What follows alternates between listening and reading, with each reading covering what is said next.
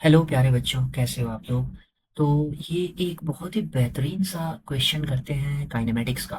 और यहाँ क्या है कि मैं फिजिक्स नहीं दिखाने वाला हूँ, यहाँ मैथमेटिक्स का ब्यूटी दिखाने वाला हूँ कि काइनेमेटिक्स में कैसे हम कॉम्प्लेक्स नंबर को भी यूज़ कर सकते हैं। कॉम्प्लेक्स नंबर का रोटेशन और उसको डिफरेंशिएट करके भी हमारा आंसर आ सकता है। और एक और मेथड होगा जो वेक्टर का रोटेशन। तो यहाँ हम बस एंजॉय करने वाले हैं मैथ्स को। और मैं इसलिए बताना चाह रहा हूँ क्योंकि इस मतलब ये भी एक out of the box approach होगा कि कैसे कोई एक प्रॉब्लम को हम डिफरेंट अप्रोच ले रहे हैं, है ना। जनरली हमारा एक टेंडेंसी होता है कि कैलकुलस अप्रोच लेना फिजिक्स इक्वेशंस में, या वेक्टर अप्रोच लेना। तो यहाँ हम कॉम्प्लेक्स नंबर को भी लेकर के करेंगे, मजा आएगा। तो चलो अभी हम मजा करते हैं इस कॉम्प्लेक्स नंबर एनालिसिस से, इस प्रॉब्लम को सॉल्व करने में। तो क्वेश्चन कहता है, three ants A, B and C are crawling on a large horizontal tabletop, always occupying vertices of an equilateral triangle, size of which may vary with time. Okay तो मतलब दे रखा है कि ए बी सी तीन एंट हैं, चींटियां हैं, और वो एक टेबल पे, हॉरिजॉन्टल टेबल पे क्रॉल कर रही है। ठीक है। और ऑलवेज इक्विलेटरल ट्रायंगल फॉर्म कर रहे हैं, ये दे रखा है। मतलब ए बी सी हम इस डायग्राम में दिखा रहे हैं कि ए बी सी अगर तीन चींटियां हैं तो ये तीनों ऑलवेज एक इक्विलेटरल ट्रायंगल के कॉर्नर पे ही रिसाइड कर रहे हैं। फिर बोलता है, if at an instant speeds of A and B are V A and V B, which of the following conclusions can you make for speed V C of C. ठीक है, तो ऑप्शंस दे रखे हैं। तो मतलब V C speed of C क्या होगा in terms of V A and V B, so that ये तीनों चीटियां ऑलवेज इक्विलेटरल ट्रायंगल मेंटेन करे रखें। तो क्वेश्चन आपको समझ में आ गया होगा। तो चलो इसको देखते हैं। तो पहला मैं अप्रोच लेने वाला हूँ कॉम्प्लेक्स नंबर अप्रोच, जिसमें मैं यूज करूंगा रोटेशन और डिफरेंशिएशन। एक कॉम्प्लेक्स नंबर का डिफरेंशिएशन करना है ना। अभी तक तो आप कभी डिफरेंशिएट किए नहीं होगे कॉम्प्लेक्स नंबर को, ये आप बीटेक में पढ़ोगे वैसे, differentiation of complex number. But ऐसा कुछ नहीं है, बहुत ही हाई फाई चीज़ नहीं है, बहुत ही फंडामेंटल बातें हैं जिसको आप देखोगे तो आप काफ़ी एंजॉय करने वाले हो। यहाँ पे देखो, तो ए बी सी मैंने दिखा दिया एक एर्गेंट प्लेन में, कॉम्प्लेक्स प्लेन में दिखा दिया हूँ। ए का एक कॉम्प्लेक्स नंबर मैंने ले लिया Z1, बी का Z2, Z3। तो ऐसे भी आप समझ सकते हैं कि कॉम्प्लेक्स प्लेन में अगर कोऑर्डिनेट्स x1 y1 है तो इसको पोजीशन वेक्टर भी हम कह सकते हैं ना, x1 i plus y1 j, इस तरीके से हम लिखते हैं ना पोजीशन वेक्टर। तो इस तरीके से आप सोच सकते हो कि ये कॉम्प्लेक्स नंबर Z1 है, Z2 है, Z3 है। ठीक है। और साथ में आप ये भी पढ़े हो कि कैसे हम रोटेशन कॉन्सेप्ट को अप्लाई करते हैं। यहाँ देखो, तो Z2 माइनस Z1 वो ये वेक्टर होगा। Z2 माइनस Z1 कौन सा वेक्टर है, ये वाला वेक्टर। जैसे R2 vector minus R1 vector, position vector of 2 minus position vector of 1, ये ए बी वेक्टर होता है ना, वैसे ही है ए बी, ये Z2 माइनस Z1 है। ठीक है। तो Z2 minus Z1 upon Z3 minus Z1 is equal to magnitude mod of Z2 minus Z1, मतलब ए बी, यही है ना A B distance, mod upon mod of Z3 minus Z1 into e to the power i alpha. ठीक है, आई iota है यहाँ पे। तो ये हम जानते हैं यूलर फॉर्म में लिखना कोई भी कॉम्प्लेक्स नंबर को। तो ये आप पढ़े भी हो गए हो कॉम्प्लेक्स नंबर में। ठीक है, तो इसी कॉन्सेप्ट को मैं यहाँ यूज करने वाला हूँ। और अल्फा एंटी क्लॉकवाइज सेंस में है यहाँ पे, देख सकते हो। मतलब पहले मैं इसको लिखूंगा Z2 माइनस Z1, ये वाला। ठीक है। तो ये इक्विलेटरल ट्रायंगल ऑलवेज फॉर्म कर रहा है, तो मैं बोल सकता हूँ कि अल्फा का वैल्यू कितना है, 60 डिग्री है, पाई/3। और ये साइड लेंथ इक्वल है। मतलब मॉड Z2 माइनस Z1 जो कि ए बी है, is equal to mod Z3 minus Z1 A C है। ठीक है। तो अब इसी रोटेशन को मैं यूज करने वाला हूँ यहाँ पे, इस पर्टिकुलर प्रॉब्लम में।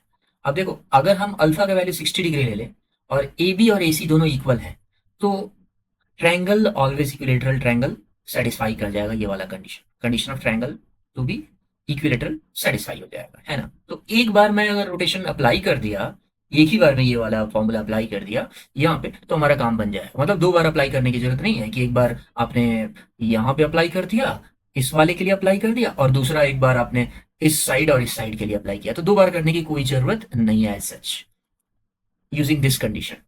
मैं ये वाला कंडीशन जैसे यूज कर लूंगा, इसका मतलब ये हुआ कि इक्विलेटरल ट्रायंगल का कंडीशन सेटिस्फाइड है। तो चलो अब इसको जब यूज करूंगा, तो ये दोनों तो इक्वल है, ये और ये इक्वल है, तो दोनों कट जाएंगे, है ना। तो यही आ जाएगा। तो Z2 minus Z1 is equal to Z3 minus Z1 into e to the power i, alpha का वैल्यू है पाई/3 एंटी क्लॉकवाइज सेंस में। तो यहाँ से हमारा Z3 का वैल्यू आ गया Z2 ओके, Z3 का वैल्यू यहाँ से देखो, तो इसको इस साइड में ले गया, तो ये Z2 बन गया plus Z1 into e to the power iota pi by 3 minus 1 बन गया। और इसको तो लिखना आप जानते हो कॉम्प्लेक्स नंबर में, cos pi by 3 plus I sign pi by 3। तो Z3 का value Z2 plus Z1 into ये आ गया हमारा, इसको एक्सपेंड कर दिया, cos pi by 3 1 by 2 sine pi by 3 root 3 by 2, तो फर्दर सिंप्लीफाई कर लिया, तो ये फाइनली ये आ गया Z3 equal to Z2 plus Z1 into minus 1 plus iota root 3 upon 2। ठीक है, ये मैं क्यों किया, तो कुछ ऐसा आप फील कर सकते हो कि Z3 जो डिनोट कर रहा है वो position vector of particle 3, Z2 position vector of particle 2, इस तरीके से हम सोच सकते हैं, Z1 position vector of particle 1। अच्छा, अब मैं क्या करने जा रहा हूं, सिंस हमें वेलोसिटी और स्पीड से डील करना है, तो मुझे तो डिफरेंशिएशन चाहिए। अब कुछ चीजें देखो, यहाँ पे डिफरेंशिएशन करने जा रहा हूं मैं कॉम्प्लेक्स नंबर का विथ रिस्पेक्ट टू टाइम, और उसका क्या मीनिंग है वो उसको या हम बहुत ही बेहतरीन तरीके से देख सकते हैं। तो जैसे जानते हो कि position vector 2D coordinate system में अगर बात करें तो x cap plus y y cap, यहाँ पे मैं आई कैप जे कैप नहीं लिख रहा हूँ क्योंकि आई आयोटा से डिनोट कर रहा हूँ, कंफ्यूजन ना हो जाए, इसीलिए एक्स कैप और वाई कैप लिख लिया। तो d r vector by D t velocity vector है, इसको डिफरेंशिएट कर दिया, d x by D t x cap plus d y by D t y cap.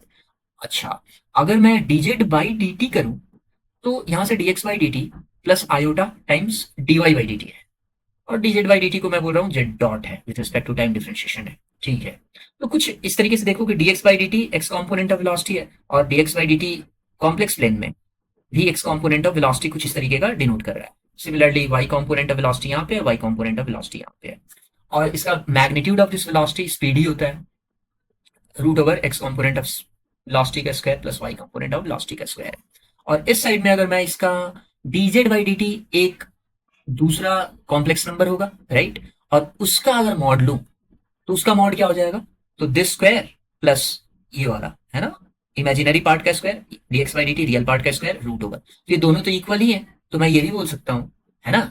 मैं दोनों साइड से देखा, एक वेक्टर साइड से देखा और दूसरा कॉम्प्लेक्स प्लेन में देखा, तो दोनों जब इक्वल है मतलब ये बोल रहा है कि mod of Z dot D Z by D T वो क्या बता रहा है, स्पीड ऑफ पार्टिकल बता दे रहा है। इंटरेस्टिंग चीज बन गया अब यहाँ पे, क्योंकि हमें स्पीड से ही डील करना है, फाइनल आंसर में तो स्पीड ही है, आप देख सकते हो यहाँ पे।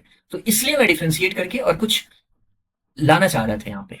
अब तो मजा आ गया यहाँ, तो मैंने क्या किया, अपना जो ओरिजिनल वाला है ये वाला जो रोटेशन के बाद आया था, जो Z3 आया था, उसको मैंने डिफ्रेंशिएट कर दिया, तो d Z3 by D t is equal to dz2 by D t plus dz1 by D T, और ये तो कांस्टेंट कॉम्प्लेक्स नंबर है, टाइम के साथ तो ये चेंज नहीं हो रहा है, तो इसको एज इट इज रहने दिया, फाइनली ये बन गया ऐसा। अब मैं इसका मॉड लेना चाह रहा हूं, तो मॉड Z3 डॉट ये एक कॉम्प्लेक्स नंबर होगा, Z3 डॉट एक कॉम्प्लेक्स नंबर होगा कॉम्प्लेक्स प्लेन में। अब उसका मैं मैग्नीट्यूड लिया, क्यों मैग्नीट्यूड ले रहा हूं, क्योंकि इसका मैग्नीट्यूड इसका मॉड ही तो स्पीड बता रहा है, अभी मैंने प्रूव किया यहाँ पे इस तरीके से। ठीक है, तो ये बन गया, इस दोनों साइड में मॉड ले लिया। अच्छा, अब मैं ट्रायंगल इनइक्वालिटी लगा दिया, ट्रायंगल इनइक्वालिटी लगाने में जानते हैं कॉम्प्लेक्स नंबर में कैसे लगाते हैं, तो for any complex number Z1 यहाँ पे मैं प्रूव भी कर दिया हूँ, Z1 Z2 any two complex number Z1 Z2, ये Z3 नहीं होगा, इसको हटा देता हूँ, Z1 Z2 के लिए for any two complex numbers Z1 Z2 we can say that Z1 ये वाला वेक्टर प्लस ये vector is equal to OB vector बन जाएगा ना, जैसे वेक्टर्स में भी हम जैसे सोचते हैं। ठीक है, तो ये वाला पैरेललोग्राम लॉ में बन गया यहाँ पे, तो OB जो है Z1 plus Z2 complex number बताएगा। ठीक है, तो आप ट्रायंगल OAB में देख सकते हो कि OA दिस इज Z1 और AB क्या है, Z2 है, क्योंकि ये पैरेललोग्राम है तो ये दोनों इक्वल होंगे, तो ये Z2 है तो ये भी Z2 हो गया। तो आप देख सकते हो कि OA plus AB always greater than OB होगा, ट्रायंगल इनइक्वालिटी, वही चीज मैं यहाँ पे लिखा हूँ। तो OA plus AB mod Z1 plus mod Z2 is greater than mod Z1 plus Z2। अच्छा, इक्वलिटी कब होल्ड करेगा, तो जब Z1 Z2 और ऑरिजिन है ना, Z1 Z2 ऑरिजिन एक ही लाइन पे होंगे, एक ही लाइन कोलिनियर होंगे, तब इक्वल हो जाएंगे। बस अब इसी कॉन्सेप्ट को लगा दिया यहाँ पे, तो ये फाइनली बन जाएगा mod Z3 dot which is speed of C mod Z2 dot speed of B plus mod of, अच्छा मॉड का प्रॉपर्टी यहाँ पे लगा दिया, दो कॉम्प्लेक्स नंबर है A और B, तो इसको मैं ये भी लिख सकता हूँ mod of A into mod of B, इस तरीके का। तो बस इसी को मैं यहाँ पे लिख दिया मॉड Z1 डॉट, ठीक है, और multiply by mod of this. अब मॉड ऑफ दिस कितना है, तो इसका मैग्नीट्यूड पता ही है, √/-1 का होल स्क्वायर प्लस √3 का होल स्क्वायर, ठीक है, बाई 2, यानी कि वैल्यू इसका 1 आ गया। बस अब इसका वैल्यू 1 आ गया, तो यानी कि VC less than equal to VB plus VA, है ना, इंटरेस्टिंग चीज बन गया। तो हेंस आंसर इज डी। तो इक्वल साइन भी होगा। इक्वल साइन कब होगा? तो जब Z2 डॉट एक कॉम्प्लेक्स नंबर टाइम्स ये वाला पूरा एक complex number Z1 dot into एक कॉम्प्लेक्स नंबर होगा multiply by this quantity -1 plus iota √3/2।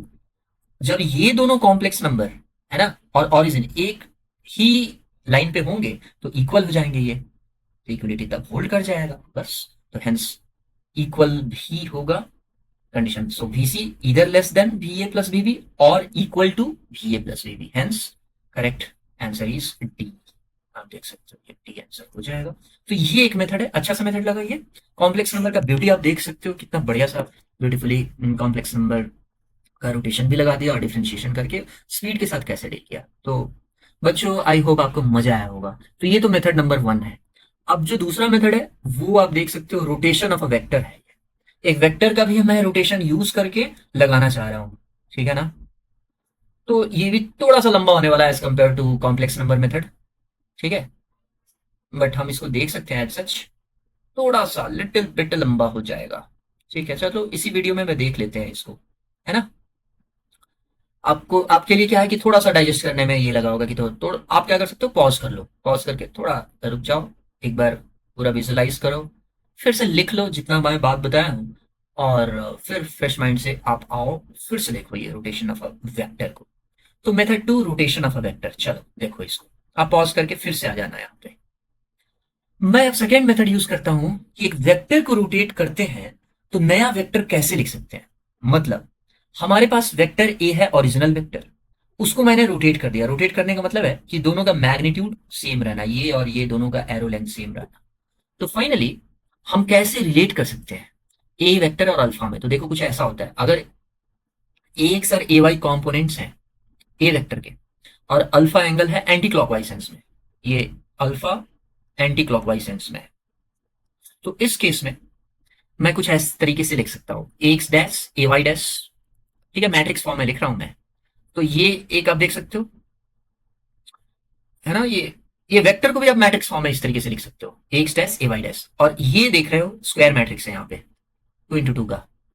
तो ये cos alpha minus sine alpha cos alpha into A X A Y, इस तरीके से है 2 × 1, है ना, मतलब नंबर ऑफ रोज देख रहे हो कितना है, 2 है, और एक ही कॉलम है यहाँ पे। तो आप बता सकते हो यहाँ पे कि ए वेक्टर डैश, ये रोटेटेड वेक्टर है, नया वेक्टर, इसको मैं बोल दे रहा हूं रोटेशन मैट्रिक्स।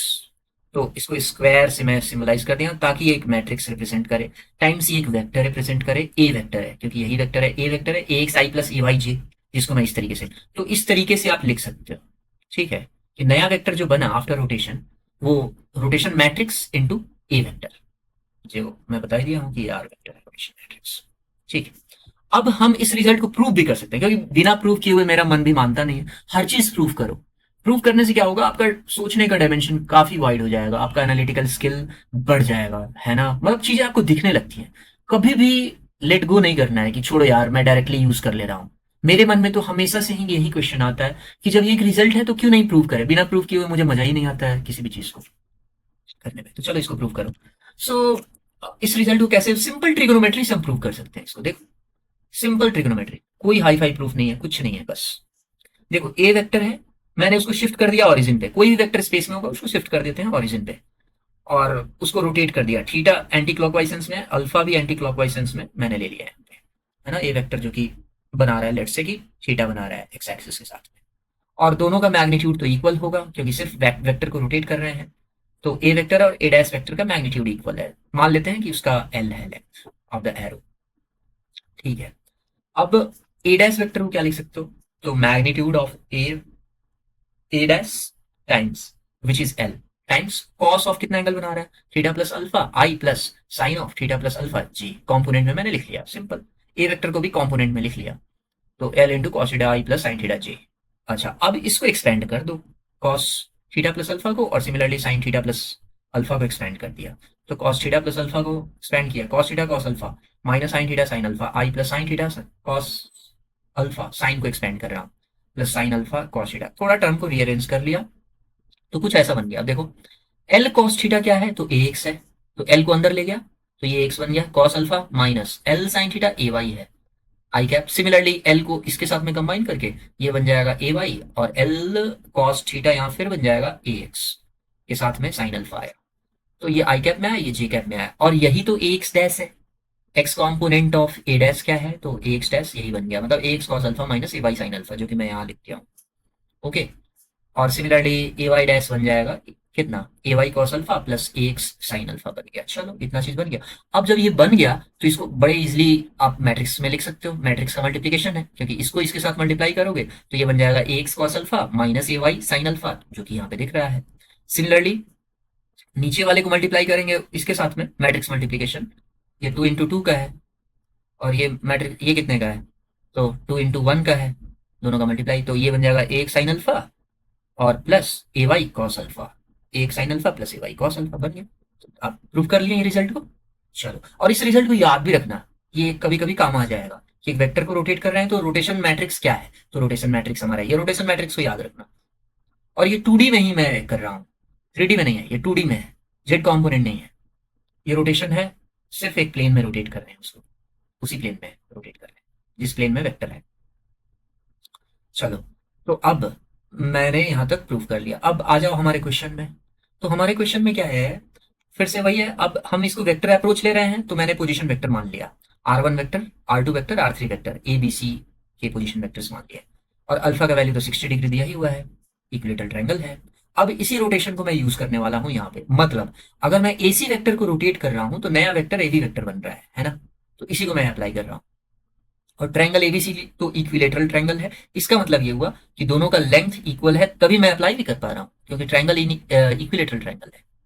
चलो, तो अब मैं नया वेक्टर जो बना हमारा आफ्टर रोटेशन, वो एबी वेक्टर है, is equal to rotation matrix times original vector क्या था, एसी वेक्टर था। बस, अब एबी वेक्टर है, यहाँ ए से बी तक जा रहे हैं, तो final position vector R2 vector minus R1 vector. अब सिंपल लगा दिया मैंने क्या, तो वेक्टर का। और एसी वेक्टर क्या है, तो R3 vector position vector of C minus position vector of A, जो कि आप जानते हैं ये वाला चीज टर्म लिखना।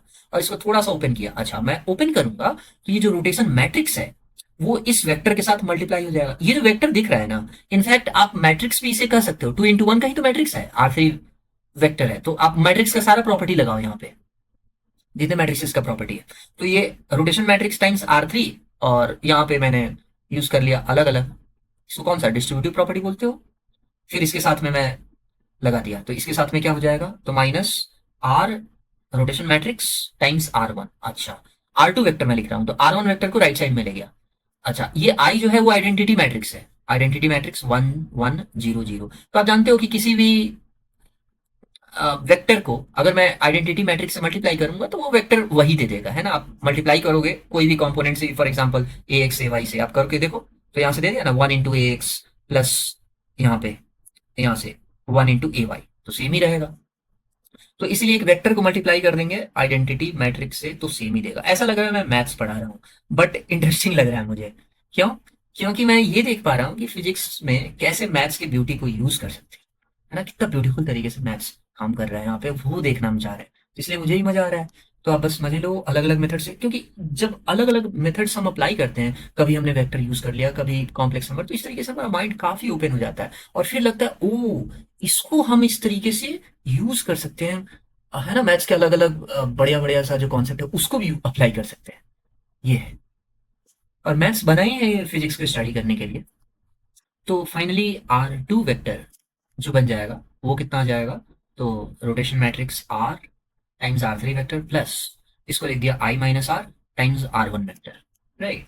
तो मतलब ये हुआ पोजीशन वेक्टर को हम इस तरीके से रिलेट कर दिए using rotation matrix R1 vector R2 vector R3 vector.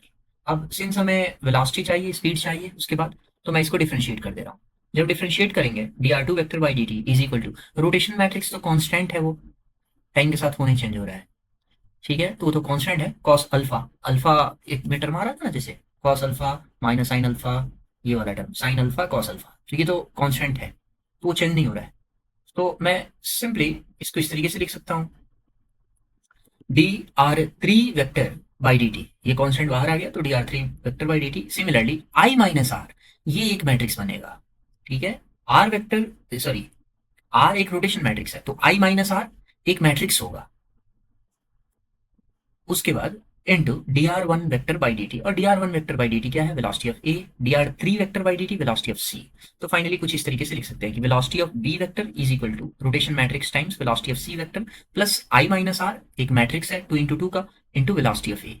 तो इसको थोड़ा सा रीअरेंज कर लिया तो फाइनली इसको लिख पाए इस तरीके से, इसको इस साइड भेज दिया तो R rotation matrix times V C, ये वाला आ गया term, is equal to V B, और इसको इधर भेज दिया तो आर माइनस आई आ जाएगा इंटू वी ए वेक्टर, ये मैट्रिक्स इंटू वी वेक्टर बन गया। अच्छा, अब मैं क्या कर रहा हूं, यहां फिर से इनइक्वलिटी लगा दिया, ट्रायंगल इनइक्वलिटी, क्योंकि ये पूरा का पूरा एक वेक्टर है, ये एक वेक्टर है और ये एक वेक्टर है। तो ट्रायंगल इनइक्वलिटी लगाया तो मैग्नीट्यूड वाइज देखे तो मॉड ऑफ ये पूरा एक वेक्टर मैग्नीट्यूड, ये लेस होगा इस दोनों के, magnitude of this V B plus magnitude of this vector, ये वाला जो R minus I matrix multiply by V A vector का मैग्नीट्यूड। तो ये ट्रायंगल इनइक्वलिटी, और इक्वलिटी कब होल्ड करेगा, जब जैसे हम वेक्टर में जानते ही हैं कि वी वी वेक्टर एंड पूरा ये एक vector R minus I matrix multiply by V A vector, एक नया जो वेक्टर होगा वो अगर कोलिनियर रहेंगे तो इक्वल हो जाएंगे, राइट। तो अब फिर आगे देखें तो मैं इसको फिर से इस फॉर्म में लिख दिया कि mod of rotation matrix times velocity of C vector is less than equal to, दोनों कंबाइन कर लिया, इक्वलिटी और इनइक्वलिटी को, इक्वल और इनइक्वलिटी को कंबाइन कर लिया, तो less than equal to mod of V V plus mod of R minus I V A vector. Now अब देखो, आर मैट्रिक्स तो रोटेशन मैट्रिक्स है, और वो अगर मैं वीसी वेक्टर पे अप्लाई कर दूं तो rotation matrix times velocity of C is a rotated vector of VC होगा ना, जैसे वीसी वेक्टर को मैंने रोटेट कर दिया वही चीज हो गया। तो अगर वेक्टर रोटेट हुआ है तो उसका मैग्नीट्यूड तो सेम ही रहेगा, तो इसलिए मैं जो ओरिजिनल वेक्टर वीसी वेक्टर का मैग्नीट्यूड होगा और रोटेटेड वेक्टर, ये वाला रोटेटेड वेक्टर है उसका मैग्नीट्यूड है, वो दोनों इक्वल हो गए हैं, ठीक है। वेक्टर रोटेशन से कोई मैग्नीट्यूड पे फर्क होता नहीं है। तो फाइनली इस इक्वेशन को मैंने इस तरीके से अरेंज करके लिख दिया, राइट। ये वाला चीज को जो था वो यहाँ पे लिख दिया, वो आ गया mod V C, after rotation भी मॉड वी सी ही रहेगा, तो less than equal to mod V B plus एक ये टर्म आया। अब ये टर्म कितना है इसको देखना है, ठीक है। तो देखो यहाँ अल्फा अगर 60 डिग्री है, इक्विलेटरल ट्रायंगल है, तो हम ये भी प्रूव कर सकते हैं कि इसका जो मैग्नीट्यूड आएगा R minus I matrix multiply by V A vector होगा, वो वेलोसिटी ऑफ ए का मैग्नीट्यूड के इक्वल होगा, ठीक है। मतलब इंटरेस्टिंग है कि 60 डिग्री के लिए ही ये वाला ट्रू है। चलो इसको प्रूव कर ही लेते हैं कि ओरिजिनल वेक्टर के मैग्नीट्यूड के कैसे इक्वल है। तो मान लो कि वी ए डैश है, नया जो वेक्टर है इस मैट्रिक्स के साथ मल्टीप्लाई किए हैं, तो आर माइनस आई एक मैट्रिक्स है, आर क्या है रोटेशन मैट्रिक्स और आई क्या है आइडेंटिटी मैट्रिक्स है। तो ये मैट्रिक्स माइनस ये matrix into V A vector कितना है, तो इसके कॉम्पोनेंट्स लिख लिए V A X V A Y. Similarly V A dash vector का भी कॉम्पोनेंट्स लिख लिया V A X dash V A Y dash. अब सिंपल मैंने मैट्रिक्स का सब्ट्रैक्शन किया तो कॉस अल्फा -1 और यहाँ माइनस साइन अल्फा रहेगा, माइनस साइन अल्फा -0 तो वही रहा साइन अल्फा -0, और यहाँ पे कॉस अल्फा -1 का हो गया। तो ये पूरा आर माइनस आई मैट्रिक्स बन गया ये वाला, इनटू ये जो है original velocity of A vector है ये। तो फाइनली अब फिर से मैट्रिक्स को मल्टीप्लाई किया, ये वाला मैट्रिक्स का मल्टीप्लीकेशन इसके साथ में, तो cos alpha -1 into V X minus sine alpha into V A Y, जो कि ये वाला टर्म हो गया matrix multiplication simple. Similarly V A Y dash लिखा इसके लिए, तो इसके साथ इसको मल्टीप्लाई किया तो sine alpha into V X plus cos alpha -1 into V A Y, simple आ गया ना इधर को। अच्छा, हमें वही प्रूव करना है कि इसका मैग्नीट्यूड चेक करना है कि after applying this matrix R minus I V A dash उसका मैग्नीट्यूड कितना है, वही तो प्रूव करना है। तो उसको करने के लिए क्या कर लिया, मैंने दोनों को स्क्वायर और ऐड कर लिया, तो ये वाला इक्वेशन को स्क्वायर, ये वाला इक्वेशन को स्क्वायर करके ऐड किया। जब आप स्क्वायर ऐड करोगे तो a माइनस बी का होल स्क्वायर और इधर है समथिंग, ठीक है, a माइनस बी का होल स्क्वायर है, आप करोगे तो ये square plus B square minus 2ab आप करोगे तो माइनस 2ab वाला टर्म देख रहे हो ना, माइनस 2ab वाला टर्म क्या है, तो V A Y V A X sine alpha cos alpha minus Y, तो वी ए वाई और इसको भी स्क्वायर ऐड करो तो V A Y 2 V A Y V A X sine alpha cos alpha -1, तो माइनस और plus वाला तो कट ही जाएगा, डायरेक्टली मैं लिख दिया इसको स्क्वायर ऐड करने के बाद, तो बस जो टर्म बचेगा वो क्या बचेगा, वी एक्स का स्क्वायर, राइट। और ये मतलब केवल स्क्वायर वाले टर्म बचेंगे, तो वी एक्स का square plus V A Y का स्क्वायर और कॉस अल्फा माइनस वन का होल स्क्वायर, जो कि मैं एक साथ लिख दिया यहाँ पे। सिमिलरली वी एक्स का स्क्वायर और यहाँ पे वी वाई एस वाई का square into sine square alpha बना, राइट। और इसको कॉमन ले लो, वी एक्स का square plus V A Y का स्क्वायर कॉमन ले लिया, तो कॉस अल्फा माइनस वन का whole square plus sine square alpha. तो वी एक्स का square plus V A Y का स्क्वायर, ये बन जाएगा मॉड वी ए का स्क्वायर, राइट।